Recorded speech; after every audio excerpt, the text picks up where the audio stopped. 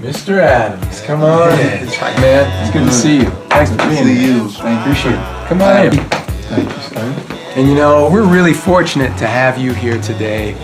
Someone who's a supremely gifted artist, you know, a singer, songwriter, multi-instrumentalist, producer. And we'll talk about all the music here in a moment, but first, why don't we just get to know the man a little bit? Well, Mitch, I'm from Minneapolis, born and raised South Minneapolis. Grew up over there, went to school over there. Actually went to the same high school, but years later as Prince, Minneapolis Central. So, growing up in Minneapolis, what do you think it was about growing up there that helped contribute to the music you would go on to make? The cool thing about growing up in Minneapolis is we were subject to all kinds of different music. Whereas maybe if I had grown up in Los Angeles or another big city, we probably would have just listened to blues, R&B, those types of music. But growing up in Minneapolis, the cool thing was we were, exposed to everything. I mean, our black radio station was very small, 10 watts at the time. So waking up in the morning, we were listening to KDWB, all these other, pop stations, which gave us a variety of music to listen to and kind of, made us, how do we say it? We were exposed to an awful lot. So when it came to the time when we started writing music, that's what we drew from. So I've come to understand that you also have a little bit of history with one of the most renowned recording studios in the world, Paisley Park. Would you care to share any of your experiences there? Back when Graffiti Bridge was being filmed, I was one of the background singers for George Clinton in the movie. Nice. And so being there at that time, I already had some relationships with a lot of people that were involved with Prince and Paisley Park at the time. But at that time, I got to become really good friends with Rosie Gaines. And so as Rosie was working on her project, me and Rosie would hang out all the time. We were like homies. And then I was able to sit in on some of George's sessions at Paisley Park. It was just amazing to watch everybody there work and record.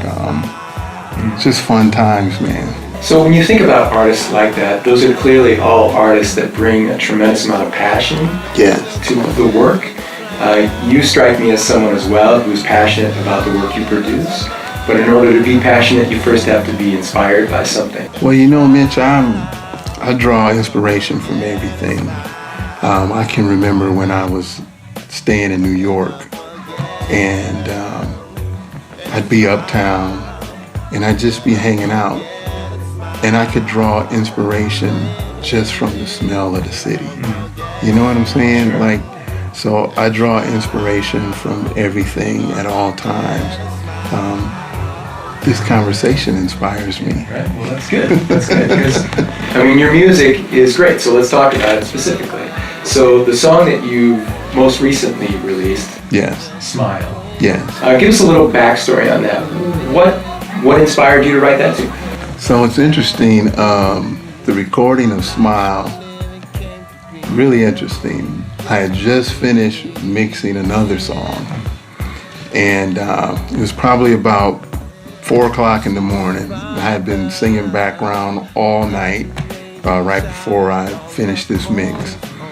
And so 4 o'clock in the morning, you get this type of a voice. And so I'm sitting there, and instead of going to bed, I start playing some chords, and I start singing this melody, and I'm feeling this raspy voice. And so I'm like, oh man, this is kind of cool. So I wound up doing the whole chorus section before I went and laid down for a couple hours. And then I got back up and I wrote the verses. The inspiration for the song, it's talking about a relationship. It's really talking about like my mom and my dad in the first verse, and then from there it just takes off into anyone, you know. Anyone can be lifted up, you know, whatever you're going through. Just pick yourself up and smile. You strike me as someone just in this conversation here that probably approaches your art in a way that you aren't held down by any constraints or rules. And if that's true, how do you feel that helps define your creative process? No rules, man. No rules. If it feels good, it's good.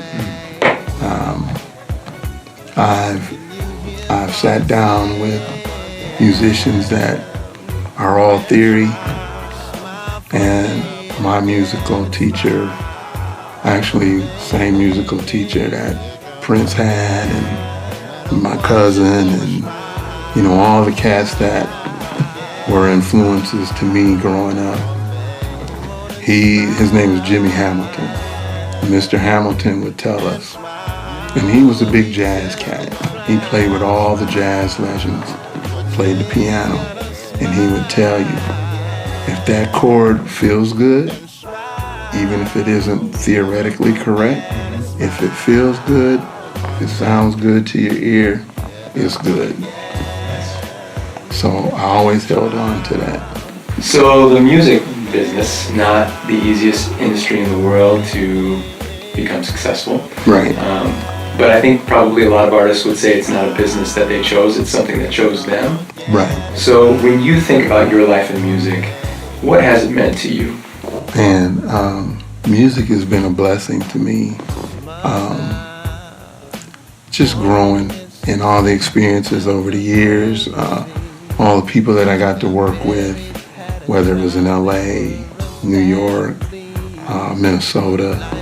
It's just been a blessing working with youth, with music, and then seeing where they're at now musically as they have grown and matured.